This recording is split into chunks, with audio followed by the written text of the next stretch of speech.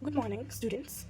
Welcome to my YouTube channel, MathScript. So, I made this channel to help students to score good marks in their exam. So, बहुत सारे बच्चों को ये तो पता होता है कि उनको क्या पढ़ना है, कब पढ़ना है, कैसे पढ़ना है, एवरीथिंग अबाउट पढ़ना, पर उनको एग्ज़ाम में क्या लिखना है वो नहीं पता. So I am here to help you all. So I will tell you कि एग्ज़ाम में कैसे लिखें ताकि आपको मैक्सिमम मैं आपको बताऊँगी कि आप एग्ज़ाम में कैसे लिख सकते हैं जिससे आप मैक्सिमम स्कोर करें. So for today my topic is gait. ये बायोमैकेनिक्स का एक सबसे इम्पॉर्टेंट टॉपिक है gait. So let's start our new topic, gate. Gate, what is gate? Gate is, अगर हम नॉर्मल भाषा में बोलें कि कोई भी इंसान जब चलता है उसके चलने के पैटर्न को हम गेट बोलते हैं. सो बस हमने उसी को इंग्लिश में ट्रांसलेट कर दिया, pattern of walking. So get is pattern of walking. अब एग्ज़ाम में जो सबसे ज़्यादा रिपीटेड क्वेश्चन है वो है gate cycle. So what is gait cycle? Gate cycle is two successive events of the same limb, usually initial contact of the lower extremity with supporting surface. What does that mean? It means कि जब हमारा heal contact में आता है ground के और वही same heal वापस से हील जो वापस से हमारा हील है वो फ्लोर के कांटेक्ट में आएगा. तो इस इवेंट को, इस पूरे इवेंट को जो इन दोनों सब फेजेस के बीच में आएंगे उन सब को मिला के हम बोलेंगे gait cycle. Again what is gait cycle? Two successive events of the same limb. जब हम राइट लेग का हील टच करेंगे ग्राउंड से और then again when we will touch the heel of right leg on the floor we will call it gate cycle. Okay students, now जो gait cycle है उसमें दो फेजेस होते हैं. सो उन हम जो गेट साइकिल है उसको हम कैसे अब during one gate cycle each extremity passes through two major phases. So one is stance phase and the second is swing phase. So now in the later part of the video, we will discuss about what is stance phase and what is swing phase. First, let's remember this, that in one gate cycle there are two phases. That's one stance phase and the second is swing phase. Now, as it is written over here, the stance phase is 60% of the gate cycle and the swing phase is 40% of the gate cycle. I think you got it.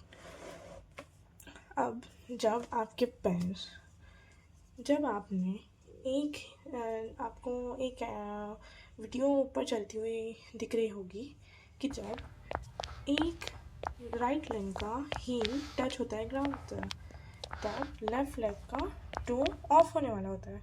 तो इसको हम बोलेंगे double support occurring.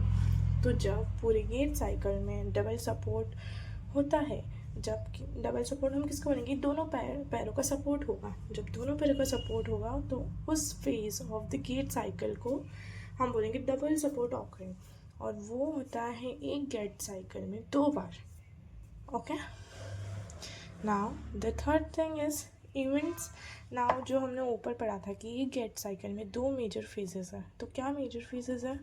तो पहला है stance phase, दूसरा है swing phase. तो अब स्टांस फेज और स्विंग फेज हम एक एक फेज को एक एक बार मिलेंगे. जो स्टांस फेज है उसमें बहुत सारे सब फेजेस आते हैं. जैसे कि वो स्टार्ट कैसे होता है? सबसे पहले होती है हील स्ट्राइक. जैसे आपको यहाँ पे दिख रहा होगा कि ये जो पैर है ये हील स्ट्राइक हुई है अभी ग्राउंड पर. अभी ज़ीरो कांटेक्ट है, अभी जस्ट हील स्ट्राइक हुआ है. जैसे हील स्ट्राइक होता है हमारा फ्लैट फुट होता है. ग्राउंड पर पूरा पैर टच होना उसको बोलेंगे हम फुट फ्लैट. अब वो फुट फ्लैट होगा 10%. अभी ज़ीरो कांटेक्ट था, अभी ये गेट साइकिल का 0% है. अभी फुट फ्लैट जैसे ही हुआ वो हमारा 10% हो जाएगा. नाउ फुट फ्लैट के बाद में हम एक ही पैर के सपोर्ट पर रहेंगे. दूसरा पैर हमारा स्विंग फेज में होगा which we will discuss later. But for now our the right leg is in the mid stand phase. Okay, so it will cover the 30% of the gait cycle. अब हमारा जो हील है, यहाँ पे आपको दिख रहा होगा हील ने कांटेक्ट छोड़ दिया है फ्लोर से और सिर्फ टो है कांटेक्ट में, तो इसको हम बोलेंगे हील ऑफ। अब उसके बाद क्या होगा, हील ऑफ के बाद आएगा टो ऑफ। तो टो ऑफ जो है वो 60% ऑफ द गीट साइकिल हमारी कंप्लीट हो जाती है जैसे ही टो ने उसका कांटेक्ट लूज़ कर दिया ग्राउंड के साथ में। अब ये पैर हमारा एक्सेलरेशन हो जाएगा जिसको हम बोलेंगे स्विंग फेस। ये जो तीनों डायग्राम है ये बताता है स्विंग फेस।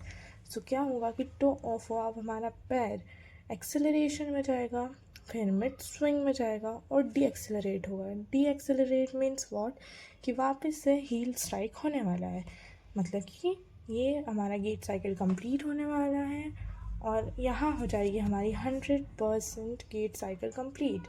सो 60% टो ऑफ के टाइम पे हो जाएगी, 40% होगी स्विंग फेज में। तो लगा आप लोगों को ईजी? आप इसको ऑब्ज़र्व करिए, ऐसे डायग्राम में आपको नहीं आएगा समझ में, इसलिए मैंने ऊपर एक वीडियो दे रखा है, आप उसको स्लो स्पीड में करके एक बार देखिए और इमेजिन करिए कि हील स्ट्राइक कब हुआ, फुट फ्लैट कब हुआ, मिड स्टांस कब हुआ, हील ऑफ कब हुआ, टो ऑफ कब हुआ, एक्सेलरेशन कब हुआ, मिड स्विंग कब हुआ और डी एक्सेलरेट कब हुआ। अब हमको इतना पता है कि गीट साइकिल में स्टांस फेज हो रहा है, स्विंग फेज हो रहा है, कैसे हो रहा है, उनके सब फेजेस क्या है, now we know all that.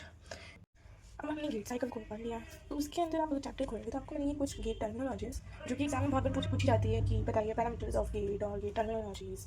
तो आपको ये तो आप बहुत थ्योरेटिकल है, आप इसको एक बार पढ़ेंगे आपको आ जाएगा कि स्टांस, उसमें दो वेरिएबल होते हैं कि one is temporal variable, one is distance variable. Temporal variable में आ जाता है स्टांस टाइम क्या होता है, सिंगल सपोर्ट टाइम क्या है। अब मैंने बता दिया आपको कि डबल सपोर्ट क्या है। So now you can understand कि सिर्फ जब एक पैर का सपोर्ट रहेगा तो उसको हम बोलेंगे सिंगल सपोर्ट टाइम। अब जब दो पैरों का सपोर्ट था तो जो एक गेट साइकिल है उसमें दो पैर, एक गेट साइकिल में दो डबल सपोर्ट हमको दो बार मिल रहा है। सो दैट इज़ 20% अप्रॉक्सीमेटली हमको मिलता है डबल सपोर्ट टाइम। तो 80% क्या हो गया बच्चों, very good, single support time. तो जब हमसे क्वेश्चन हो कि सिंगल सपोर्ट टाइम कितना है क्या है, तो हम उसको बोल सकते हैं कि वो है 80% ऑफ द टाइम। और हम उसको अच्छे से अपने वर्ड्स में लिख सकते हैं कि single support time is the amount of time that elapses during the period when only one extremity is on the supporting surface in a gait cycle. So ये बहुत ईजी होता है, इसको पढ़ लीजिएगा ये आपको आ जाएगा।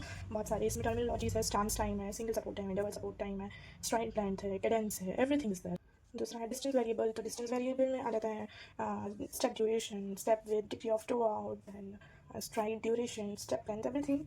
It's so like there are so many terminologies, but हमारे वीडियो के लिए वो, हमारे टॉपिक के लिए वो इतना इंपॉर्टेंट नहीं था, so मैंने उनको कवर नहीं किया, पर इफ़ यू वांट तो मैं उस पर भी वीडियो कर दूँगी। Okay, so let's start our most important topic that is sagittal plane angles. अब आपके लिए बाकी आगे का टॉपिक बहुत ईजी होने वाला है क्योंकि आपको पता है कि इनिशियल कॉन्टेक्ट हील स्ट्राइक पे क्या हो रहा है, फुट फ्लैट पे क्या हो रहा है, मिड स्टांस पे क्या हो रहा है, हील ऑफ पे क्या हो रहा है। So as it is mentioned here, initial contact पे हमारी गेट साइकिल 0% स्टार्ट हुई है। इस टाइम पर आपको क्या दिख रहा है, जो हमारा नी है एक्सटेंशन में है, जो हमारा एंकल है वो ना ही वो डॉर्सी फ्लेक्शन कर रहा है, ना ही वो प्लांटर फ्लेक्शन में है, और जो हमारा हिप है हमारा अभी 20% फ्लेक्शन में। ओके, तो हमको सजाइटल प्लेन से हमको किसी को ऑब्जर्व करना है कि उसके गेट में क्या एंगल्स बन रहा है, हिप एंगल क्या बन रहा है, हिप एंगल क्या बन रहा है, नी एंगल क्या बन रहा है, एंकल एंगल क्या बन रहा है। तो बहुत इजी हुआ कि नहीं हुआ, अभी आ गया। जब फ्लैट फुट हुआ तो हमारा जो फ्लेक्शन है वो थोड़ा सा 20 से 15 पे आ गया, 5 डिग्री कम हो गया। जो हमारा नी फ्लेक्शन है 15% स्टार्ट हो गया, और जो फुट है वो हमारा प्लांट फ्लेक्शन हो गया फिर 5%। सो 20 से गए 15 degree flexion, 5 degree plant flexion. उसके बाद मिड फ्लेक्शन मतलब कि सिंगल लेग सपोर्ट, इसमें हो जाती है हमारी गेट साइकिल 30% कंप्लीट। इसमें जो हमारा हिप फ्लेक्शन है वो 0 डिग्री हो जाता है, जो हमारा नी फ्लेक्शन है वो 5% पे आ जाता है, और हमारा प्लांट फ्लेक्शन 0 हो जाता है और 5% डॉर्स फ्लेक्शन हो जाता है। ईजी। नाउ जब ये हमारा मिड स्टांस से हील ऑफ की तरफ जाता है, हील हमारा सरफेस छोड़ चुका है, तो अब हमारा डॉर्सी फ्लेक्शन खत्म हो जाएगा, राइट। इधर 0 डिग्री लिखा हुआ है, हमारा जो नी फ्लेक्शन था वो भी खत्म हो जाएगा, एक्सटेंशन में चला जाएगा हमारा नी, तो 0%। और जो हमारा हिप है वो हाइपर एक्सटेंशन में चला जाएगा 10 to 20 degrees. Okay, got it. जो हमारा नेक्स्ट सब फेज़ है स्टांस फेज़ का, वो है टो ऑफ। टो ऑफ जैसे होता है हमारी 60% गेट साइकिल कंप्लीट हो जाती है, हमारा जो एंकल है वो प्लांटर फ्लेक्शन में जाएगा 20%, जो हमारा नी है वो फ्लेक्शन में जाएगा 30%, जो हमारा हिप है वो 10 to 20% हाइपर एक्सटेंशन में है अभी भी। आई थिंक आपके लिए ईजी हो गया है। ऊपर आपको वीडियो विजुअलाइज करनी है, ऑब्जर्व करनी है, जैसे जैसे इवेंट्स चल रहे हैं उस हिसाब से आपको एंगल कैसे हमारा एक एक जॉइंट एंगल बना रहा है आपको ये ऑब्जर्व करना है, then it will get so easy for you. To visualise this in exam and write it. Now अभी हमारा है एक्सेलरेशन मोड में, जो कि हमारा स्विंग फेज आ गया है. स्विंग फेज में हमारा प्लांट फ्लेक्शन 10 डिग्री हो गया है, हमारा जो नी फ्लेक्शन है वो 60 डिग्री हो गया है, बिकॉज अपनी पूरा स्विंग करके वापस से फ्लोर पर आएगा. उसके बाद जो हिप फ्लेक्शन है वो 20 डिग्री हो गया है, हिप वापस हमारा फ्लेक्शन में गया है. उसके बाद मिड स्विंग में 30% flexion of hip, 30% flexion of knee and 0% dorsiflexion or plantar flexion of ankle joint. Now, the deceleration phase, the hip is in 30 degree flexion, knee 0 degree, and ankle is also on 0 degree. And deceleration means what? Okay, another gait cycle is about to start. Our heel is about to strike. Got it? Now the next topic is sagittal plane movements. हमने sagittal plane angles देख लिए, अब हम देखेंगे sagittal plane movements. तो इसमें क्या है? What is sagittal plane movements? Movements क्या है? Movements mean support movements, जो कि आपको gait cycle में वो सपोर्ट करते हैं. ये क्या है कि जब भी आप चल रहे हैं, आपका पैटर्न वॉकिंग है, आप चल रहे हैं, तो आपको सिर्फ एंगल की ज़रूरत नहीं होती, आपको नी की ज़रूरत होती है, हिप की ज़रूरत होती है. All the joints of the body helps while walking. So ये एक सिंगल जॉइंट का मूवमेंट नहीं है, ये एक सम ऑफ दी जॉइंट्स है, the sum of hip, knee, angle, जो कि आपको हेल्प करेगा वॉकिंग में, ताकि आपकी बॉडी कोलैप्स ना हो जाए. आपकी बॉडी में पूरा सिर्फ एक ही जॉइंट नहीं ले सकता है, उसको हर एक जॉइंट की ज़रूरत है, जो कि उसको कंपनसेट कर सके, वेट को ठीक से डिस्ट्रीब्यूट कर सके, you can walk smoothly. So what is the need of support? During stance, body weight pushes downward and DRF creates flexion tendency at joints, so that extensor movement are needed to help hip and knee from buckling. अगर extensor movement नहीं होगा तो फिर हमारी पूरी body एक साथ collapse हो जाएगी and we can't walk. तो अभी आपकी स्क्रीन पर आपको एक वीडियो दिख रहा होगा, जिसमें कि आपको दिखेगा कि जो GRF है वो कहाँ से पास हो रहा है. सो अब उसको आप ड्रॉ कर लीजिए अपनी कॉपी में, और फिर आप पूरा ऑब्जर्व करिए. अर्ली स्टांस में क्या होता है? अर्ली स्टांस है क्या बच्चों? अर्ली स्टांस मतलब कि इनिशियल कॉन्टैक्ट ही होता है. ऐसा नहीं कि अब आप बार बार अलग अलग टर्म यूज़ कर रहे हैं, हम नहीं समझ पा रहे मैम कि इनिशियल कॉन्टैक्ट क्या है, अर्ली स्टांस क्या, नहीं, everything same. So what is early stance? That is heal strike. Okay, so heal strike में क्या होता है कि जब हम हील स्ट्राइक करते हैं उस टाइम पर जो GRF पास होता है वो होता है हमारे हिप के फ्रंट से. तो GRF passes in front of hip. तो अगर GRF आगे से पास हो रहा है तो इट विल टेंड कि हिप फ्लेक्स हो. अगर हिप फ्लेक्स होगा तो हम उसका कंपनसेटरी कौन मूवमेंट करेगा, ताकि हिप कंट्रोल रहे. फ्लेक्स जो हिप फ्लेक्सर्स है वो कंट्रोल मूवमेंट करे, तो उसके लिए हमारा कौन कॉन्ट्रैक्ट होगा? Gluteus maximus, that is an extensor. So hip extensor movement will control the hip flexors. So this is what we mean by support movement. अब मिड स्टांस में क्या होता है कि all the joints share the support. एक single joint या एक single muscle नहीं होता है इसमें कॉन्ट्रैक्ट. जो लेट स्टांस है उसमें जो मेन सपोर्ट है वो देता है एंकल प्लांटर फ्लेक्सर्स. ओके, क्योंकि जो लेट स्टांस है दैट इज टर्मिनल स्टांस, उसमें क्या है कि उसमें हील ऑफ होगा, टो ऑफ होगा. So it is tends to dorsiflex. सो dorsiflex कंट्रोल करने के लिए we have to do activate our ankle plantar flexors, because the GRF moves in front of angle, creates dorsiflexor, so that our calf muscle will contract and control it. Do you got it all? अब हमारा stance phase हो गया, तो अब start होगा हमारा swing phase. अभी तक हमारे एक्सटेंसर्स काम कर रहे थे फ्लेक्सर्स को कंट्रोल करने के लिए. जैसे ही स्विंग फेज स्टार्ट होता है एवरीथिंग चेंजेस, दैट इज जो हमारे फ्लेक्सर्स हैं अब वो कॉन्ट्रैक्ट होंगे एक्सटेंसर्स को कंट्रोल रखने के लिए. Okay, now we will start sagittal plane powers. अब आपको इस पावर वर्ड से इतना तो पता होगा कि इसमें मसल इन्वॉल्वमेंट होगा, बिकॉज मसल भी कॉन्ट्रैक्ट होंगी, फ्लेक्स भी, वही पावर प्रोवाइड करेगी. पर ये पावर है क्या हमारी गेट में, इसका क्या मतलब है? सो जो पावर है, power is equals to moment into joint angular velocity. मतलब कि अगर आपका कोई मसल कॉन्ट्रैक्ट हो रहा है और उसी डायरेक्शन में जॉइंट मूवमेंट हो रहा है, सो दैट मीन्स आपका पावर जनरेट हो रहा है. Let me give example. आप बैठ रहे हो चेयर पे, इमेजिन करो आप एक चेयर पे बैठ रहे हो. Now when you're sitting on a chair, your knee joint will flex, right? सो जो नी फ्लेक्सर्स है वो है हैमस्ट्रिंग्स. बट अब इस नी फ्लेक्सर्स को जो है हमको कंट्रोल करना है ताकि ज़्यादा बाइंड ना हो जाए. तो उनको कंट्रोल कौन करेगा? Knee extensors, right? Knee extensors और quadricep. So quadriceps and hams both are working, but the hams are contracting and going into shortening, but our quadricep is going into lengthening, and the work which is our quadriceps are doing here is eccentric work, that is negative power, and the work that is our hams are doing are positive work, that is concentric work. I think this concept is clear for you all. अब हम इस concept को इस चीज़ से confuse नहीं कर सकते हैं कि हम सिर्फ हमेशा इतना देखें कि मसल कॉन्ट्रैक्ट हो रही है तो वो मसल जॉइंट भी अगर उसी डायरेक्शन में हो रहा है तो हम उसको कॉन्सेंट्रिक इसेंट्रिक बोलेंगे. नहीं, हम इस तरह से पावर को नहीं इवेलुएट करते हैं. पावर इवेलुएट करने के लिए बहुत सारे फैक्टर्स हमको देखने पड़ते हैं. GRF कहाँ से पास हो रहा है, ग्रेविटी कहाँ लग रही है, मसल कौन सी कॉन्ट्रैक्ट हो रही है, जॉइंट कहाँ मूव कर रहा है. ये सारी चीज़ें देखने के बाद ही we can understand the power. So एक सिंपल वे है, हम उससे हम ये पता कर सकते हैं. अगर एक जो ग्रेविटी का वेक्टर है जिसको हम GRF बोलते हैं, GRF अगर passing anteriorly of the joint, so it will अगर GRF पास हो रहा है anteriorly and the muscle is probably contracting. So what work it is doing is eccentric. और अगर कभी muscle contract हो रही है तो उसे हम बोलेंगे concentric. अब अगर इस joint moving in same or opposite direction to muscle action, अगर same direction में हो रहा है एक्शन दे रहा है, मूव हो रहा है, तो उसे हम बोलेंगे concentric. और अगर opposite में हो रहा है हम उसे बोलेंगे eccentric. Now here is the summary of what we studied today. So हम इसमें देखेंगे joint motion, GRF, internal movement, power and major muscle activity. ये है हमारा टेबल इनिशियल कॉन्टेक्ट से कि मिड स्टांस तक. ओके, तो सबसे पहले हम देखेंगे हिप को. जो मैंने डायग्राम बोला था आप उसको आपके सामने रख लीजिए और अब देखिए कि जो हमारा हिप है वो extends from +20 to +30 degree to 0 degree. अब ये क्या है, +20 to 30 +20 to 30 degree shows flexion. Okay, so जो हमारा हिप है वो इनिशियल कॉन्टेक्ट से जब मिड स्टांस की तरफ एक्सटेंड हो रहा है तो उसका फ्लेक्शन हो रहा है, राइट. सो जब हमारा हिप इनिशियल कॉन्टेक्ट से कि मिड स्टांस की तरफ जाता है तो स्टार्टिंग में वो फ्लेक्शन में होता है, राइट. 20 डिग्री फ्लेक्शन हमने पढ़ा था. उसके बाद होता है वो फुट फ्लैट में 15%. उसके बाद होता है वो 0 डिग्री फ्लेक्शन. तो मिड स्टांस से जाते जाते वो 0 डिग्री हो जाएगा. तो वही लिखा है यहाँ पे extend from +20 to 30 degree to 0 degree. Okay, तो अब यहाँ पर फ्लेक्शन था, फ्लेक्शन से हुआ एक्सटेंशन. तो जब फ्लेक्शन मूवमेंट हो रहा होगा तो हमारा इंटरनल मूवमेंट क्या होना चाहिए था, वेरी गुड, एक्सटेंसिव मूवमेंट होना चाहिए था. जब फ्लेक्शन हमारा जॉइंट फ्लेक्शन है तो उसको कंट्रोल करने के लिए हमको एक्सटेंसिव मूवमेंट लगेगा. अब GRF अगर आप उसी डायग्राम को देखेंगे तो GRF हमारा पास होता है इंटीरियरली टू हिप जॉइंट. तो हमारा इंटरनल मूवमेंट क्या होगा, एक्सटेंसर होगा, राइट. अभी हमने डिस्कस किया. हमारी पावर क्या होगी, जनरेशन होगी. जनरेशन और कॉन्सेंट्रिक, और वो क्या है, हिप एक्सटेंसर. और हिप एक्सटेंसर्स कौन है ये आपको अच्छे से पता है, gluteus maximus and hamstrings. Now let's discuss about knee. अब नी है, नी को हमने दिखाया कि वो 0 डिग्री में था पहले, उसके बाद वो 15 डिग्री फ्लेक्शन में जाता है, उसके बाद होता है 5 डिग्री फ्लेक्शन में. तो ये क्या है कि नी हमारा फ्लेक्शन है. तो flexes from 0 degree to 15 degree then extends to +15 to 5 degree. इसमें भी हमारा GRF है. GRF हमारा एंटीरियर टू पोस्टीरियर जा रहा है, राइट. और जो हमारा इंटरनल मोमेंट है, जब हमारा फ्लेक्स था, जब हमारा एक्सटेंशन में था तो हमारे फ्लेक्सर्स काम कर रहे होंगे. जब हमारा फ्लेक्शन में था तो एक्सटेंसर्स काम कर रहे होंगे. जब वापस एक्सटेंशन में है तो हमारे फ्लेक्सर काम कर रहे होंगे.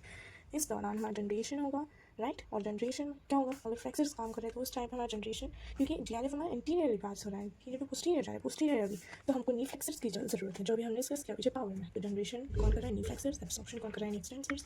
और ये हमारे नी फ्लेक्शन एक्सटेंसर हमको पता है कौन सी मसल्स है, हैमस्ट्रिंग्स, क्वाड्स एंड गैस्ट्रोनिमियस.